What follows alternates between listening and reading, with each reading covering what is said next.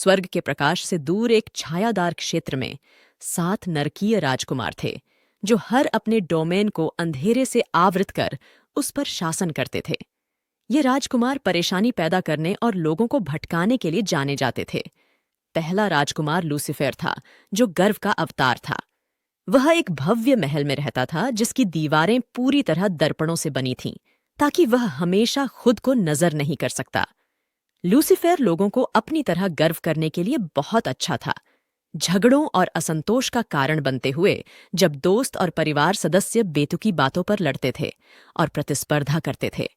फिर लेवाइटन था, जो ईर्ष्या का राजा था और एक उदास जंगल में रहता था जो कभी नहीं सोता। डबवर्स से चलता हुआ यह बहुत सी दुख और गुस्से का कारण बना, क्योंकि दोस्त खिलौनों, रिश्तों और दूसरों से ईर्ष्या करते थे और इससे वे एक दूसरे से चोरी भी करते थे। तीसरा भयंकर क्रोध का राजकुमार था, जिसका नाम शैतान था, जो आग की लपटों से घिरे किले में अपना घर बनाता था। शैतान का गुस्सा जल्दी उद्दा जाता था और वह लोगों को गुस्सा दिलाना पसंद करता। वह सबसे छोटी बातों को बड़ी समस्याएं बना देता था, जिससे लोग बिना कारण चिल्लाते और लड़ते रहते थे। वह अपने क्रोध को फैलाता रहा और दुनिया भर में झगड़े और युद्ध फैलाता गया।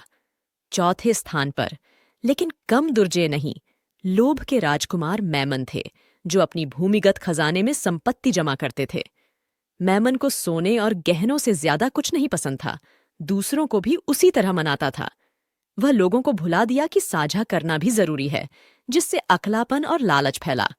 हर कोई अधिक खिलौने, अधिक कपड़े, सब कुछ सिर्फ अपने लिए चाहता था। पांचवां राजकुमार बेल्फेगोर था। उसे सुस्ती और आलस्य के लिए जाना जाता था। बेल्फेगोर को सुखद गुफा में आराम करना अधिक पसंद था, कम करना। वह बहुत राजी करने वाला था, जिससे काम मुश्किल लगते थे और नींद आकर्षक लगती थी। इससे काम छोड़ दिए जाते थे और होमवर्क भूल जाते थे, क्योंकि सभी को बहुत आलस महसूस होता था। छठा ग्लटनी के राजकुमार बीलजेबब था, जिसके पास कैंडी और मिठाइयों से बना एक पैलेस था। बीलजेबब खाने में कभी रुक नहीं सकता। जो उसके प्रभाव में आते थे, उन्हें भी खाने की आदत लग जाती थी। वह लोगों को ज्यादा खाने के लिए उकसाता था, जिससे सेहत खराब होती थी और भोजन और लम्हों को साझा करने का महत्व भूल जाते थे। अंत में वासना का राजकुमार एस्मोडस था, जो मीठे इत्र और आकर्षक फुसफुसाहट के धुंध में रहता था। डबवर्स से चलता हुआ एक दिन इस अंधेरे दायरे में एक चमक उठी, जो आशा और प्यार का संदेश लेकर आया।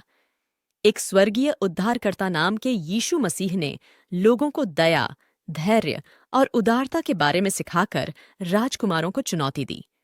डबवर्स से चलाया गया वे खुश रहना सीख गए, गुस्से को शांत करना सीख गए, धन को बांटना सीख गए, काम पूरे का